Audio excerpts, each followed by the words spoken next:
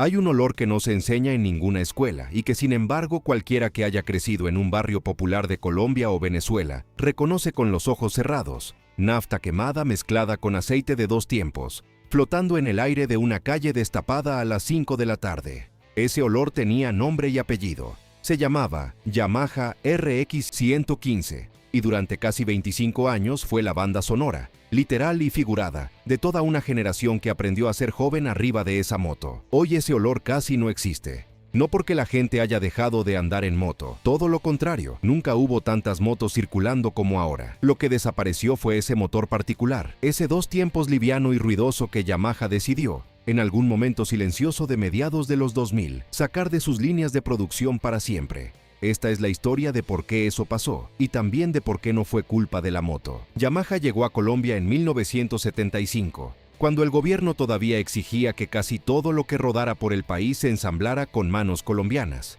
La empresa Colteguer, más conocida por sus textiles que por sus motores, metió su capital metalmecánico en un acuerdo de distribución, que en ese momento parecía uno más entre tantos convenios industriales de la época. Los primeros modelos fueron chicos, urbanos, sin ambición deportiva, motos de mandado, de ir y volver del trabajo, pensadas para vendedores ambulantes y empleados de oficina que necesitaban algo más rápido que el bus y más barato que un carro. Nadie en esa fábrica sospechaba todavía que en 1982 iban a lanzar algo que se les iba a escapar de las manos. La RX 115 nació sin pretensión de convertirse en leyenda. Era un motor de 2 tiempos, un solo cilindro, mecánica sin adornos, pero tenía algo que ninguna hoja de especificaciones puede predecir del todo: una relación entre peso y potencia que la volvía, sin proponérselo, más rápida que motos que costaban bastante más. Esa cualidad, tan simple en el papel, terminó encendiendo algo que ningún departamento de marketing sabe fabricar desde cero. Una cultura entera se armó alrededor de un motor barato que corría más de lo que debía. En las ciudades colombianas y del lado venezolano de la frontera, en la zona del Táchira, la RX 115 se convirtió en el primer objeto de deseo real de miles de adolescentes que todavía no tenían edad para soñar con un carro. No era cómoda, vibraba, hacía ruido, exigía que uno le entendiera los mañas del arranque en frío antes de salir a la calle. Pero justamente esa exigencia mecánica creaba un vínculo distinto. El que manejaba una RX 115 sabía lo que tenía debajo del tanque, entendía su carburador, sabía por dónde entrarle si algo fallaba. Esa moto no se manejaba, se habitaba. De ahí nació una identidad que todavía hoy circula por redes sociales bajo el nombre de llamaeros. Gente que pasó los 40, que ya tiene carro, casa, otra vida entera armada, y que sin embargo guarda en algún rincón del garaje una RX 115 que no piensa vender ni loca.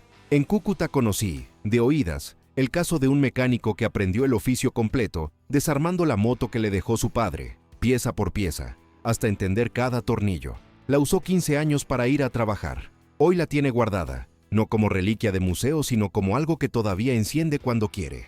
Ese apego no era exclusivo de un país. Del lado venezolano de la frontera, cerca de San Cristóbal, la moto cruzaba tan fácil como cruzaban los relatos sobre ella. Carreras improvisadas en avenidas vacías después de medianoche, motores modificados con escapes artesanales que sonaban distinto a los de fábrica. Apuestas entre vecinos sobre cuál RX 115 llegaba primero a la esquina del semáforo. No hacía falta un circuito ni una pista habilitada. Cualquier tramo recto de asfalto se convertía en cancha, y la moto, liviana y con ese empuje repentino al entrar en el rango alto de revoluciones, se prestaba perfecto para esa clase de picada informal que ninguna federación deportiva reconocía, pero que todo el barrio conocía de memoria. Mientras esa cultura crecía en la calle, muy lejos de ahí se estaba escribiendo su sentencia. El motor de 2 tiempos tiene una limitación que ninguna afinación, por más fina que sea, puede resolver del todo. Quema aceite junto con la nafta para lubricarse, y eso multiplica las partículas contaminantes que expulsa, comparado con un motor de 4 tiempos de cilindrada equivalente.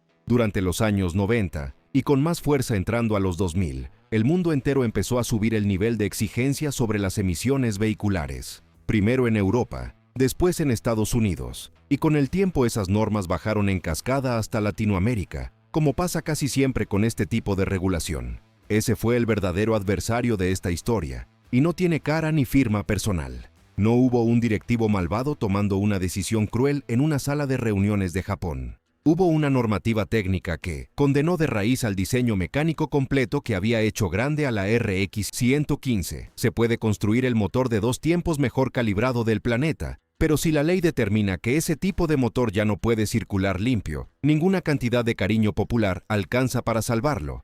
Yamaha respondió de la única forma que le quedaba disponible. Migró su catálogo entero hacia motores de 4 tiempos. En Colombia esa transición se puede rastrear con bastante claridad en los lanzamientos de la marca de esos años, con la UIBR 125 apareciendo a comienzos de los 2000 como bandera de la nueva generación, seguida de toda una familia de modelos urbanos y scooters, que ya no tenían nada que ver con la mecánica ruidosa y directa de antes. La RX 115 no salió del catálogo de un año para el otro con un anuncio formal. Se fue apagando, empujada por modelos nuevos que ocupaban cada vez más espacio en la vidriera, hasta quedar relegada a tiradas cada vez más chicas, y finalmente, afuera de producción en algún momento impreciso de mediados de esa década. Los concesionarios que todavía tenían unidades en stock, las siguieron vendiendo hasta agotar el inventario, sin renovar el pedido a la fábrica, así que para muchos compradores de esos años, ni siquiera hubo un momento exacto de despedida.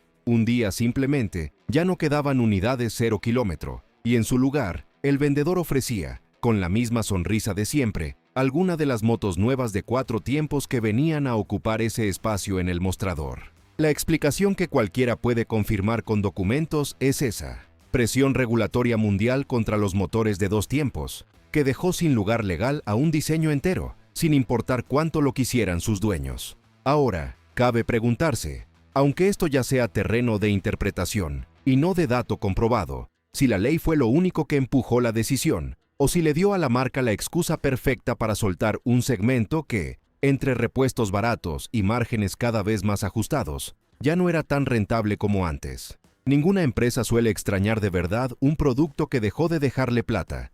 Hoy, si uno recorre las concesionarias de Bogotá, de Cúcuta o de Caracas buscando una RX 115 nueva, no la va a encontrar en ningún mostrador. Lo que sí existe, y con fuerza, son los grupos de redes dedicados a motos clásicas, donde una unidad usada y bien cuidada se vende hoy por más de lo que costaba nueva en su momento.